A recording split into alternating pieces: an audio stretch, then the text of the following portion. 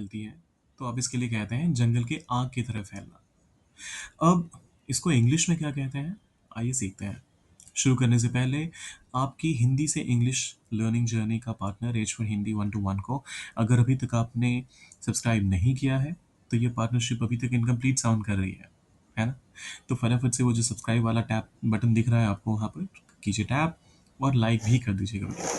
करते हैं शुरुआत। देखिए, जंगल में आग की तरह फैलना या बहुत तेज़ी से फैलना कोई खबर हो सकती है या फिर कोई भी बात हो सकती है, तो उसके लिए आप कहते हैं spread like wild fire. Spread फैलना, की तरह लाइक, और जंगल की आग को आप वाइल्ड फायर कहते हैं। तो ये क्वाइट लिटरली आपका इडियम तो है, लेकिन फिर भी अगर हिंदी और इंग्लिश वाले इडियम को कंपेयर करेंगे आप, तो कहीं ना कहीं एक ट्रांसलेशन जैसा ही लगता है। तो बहुत ज़्यादा इसमें सोचने की ज़रूरत है नहीं। करते हैं शुरुआत, सीखते हैं कि इसको इंग्लिश में आप अपने सेंटेंसेस में इस्तेमाल कैसे कर सकते हैं। पहला स्टेटमेंट आता है, अफवाह गांव में जंगल के आग की तरह फैल गई। The rumour spread like wildfire in the village. The rumor spread like wildfire in the village.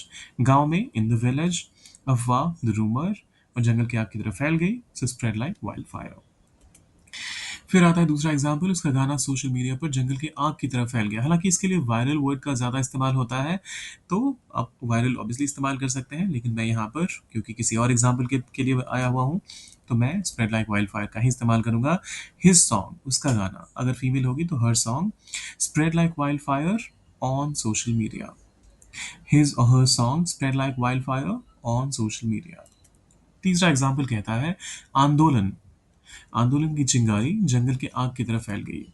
The spark of protest, the spark जो चिंगारी थी आंदोलन की, तो चिंगारी के लिए मैंने स्पार्क का इस्तेमाल किया, आंदोलन के लिए प्रोटेस्ट का इस्तेमाल किया। यहाँ पर प्रोटेस्ट के बदले प्लीज रेवोल्यूशन का इस्तेमाल मत कीजिएगा। रेवोल्यूशन एक बहुत बड़ा टर्म है, आंदोलन से बहुत बड़ा टर्म रेवोल्यूशन होता है।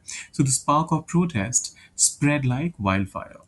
अब ये आखिरी स्टेटमेंट आपके लिए है, झूठी खबरें अक्सर जंगल की आग की तरह फैल जाती हैं। कैसे ट्रांसलेट करेंगे आप? सोचिए, कीजिए इसको ट्रांसलेट, डालिए कमेंट सेक्शन में, और जाने से पहले सब्सक्राइब, लाइक और शेयर करके जाइएगा। मिलते हैं जल्दी।